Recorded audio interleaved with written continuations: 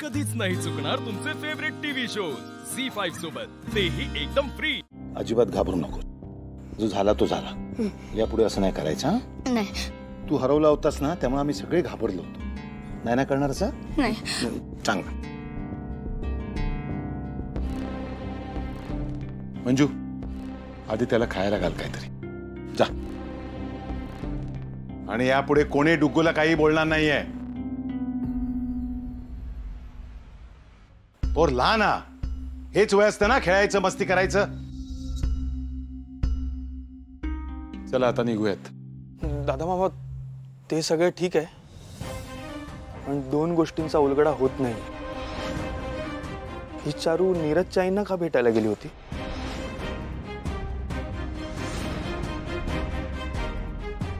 आणि डुग्गूच्या मागे का लागली होती?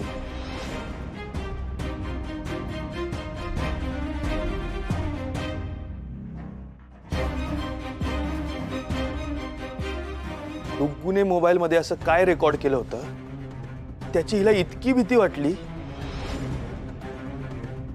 आणि ते रेकॉर्डिंग कोणी बघू नये म्हणून हिने हा माझा फोन फोडला।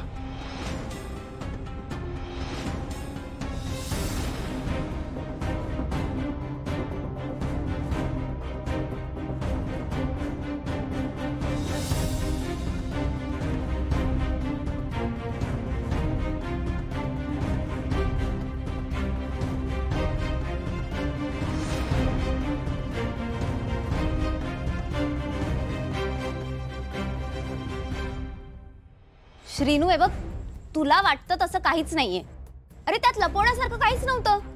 हा डुग्गू सारखा फोन मध्ये गेम खेळतो आणि आता त्याच्यावर चिडते म्हणून मी त्याच्याकडे फोन मागत होते। ग, मी तुला काय विचारतोय, तू नीरजच्या आईंना का भेटायला गेली होतीस?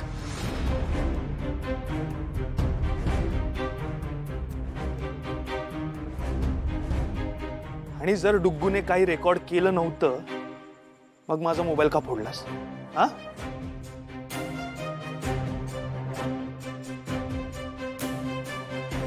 सॉरी नीरज, माझं तुझ्या आईंबद्दल काही म्हणणं नाही।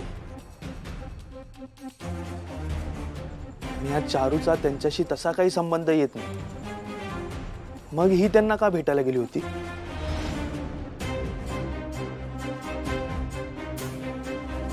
आणि ही त्यांच्याशी असं काय बोलली जे डुग्गूने ऐकायला नको होतं?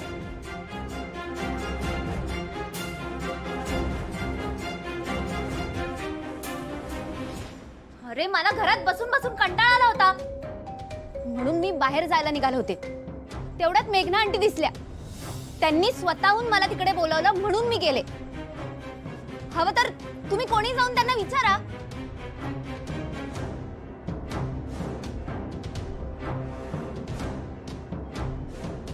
चारू, खोटा बोलू नको हा।